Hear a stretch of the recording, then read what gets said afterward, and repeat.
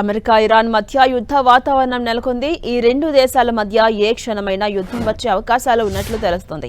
ఈ నేపథ్యంలో అమెరికాపై Iran counter attack మొదలుపెట్టింది. అగ్రరాజ్యానికి వార్నింగ్ ఇచ్చింది. ఇరాన్ ఎప్పుడూ యుద్ధం కోరుకోదని, యుద్ధాన్ని ఎప్పుడూ ప్రారంభించదని పేర్కొంది. అమెరికా సైనిక చర్యకు దిగితే ధీటుగా ఎదుర్కొంటామని తెలిపింది. అమెరికాను వదిలే ప్రసక్తే లేదని తేల్చి చెప్పింది.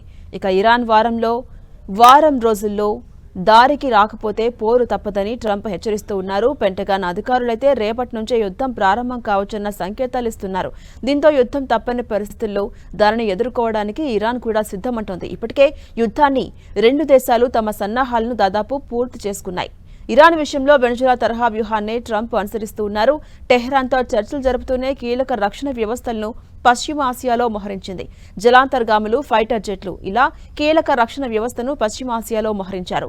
ఇరాన్ కూడా వార్కు రెడీ అవుతోంది. అమెరికా షరతులకు అంగీకరించి ఒప్పందాన్ని కుదుర్చుకుంటే యురేనియం శుద్ధిని ఆపడం, బాలిస్టిక్ క్షిపణుల సంఖ్యను తగ్గించుకోవాల్సి ఉంటుంది.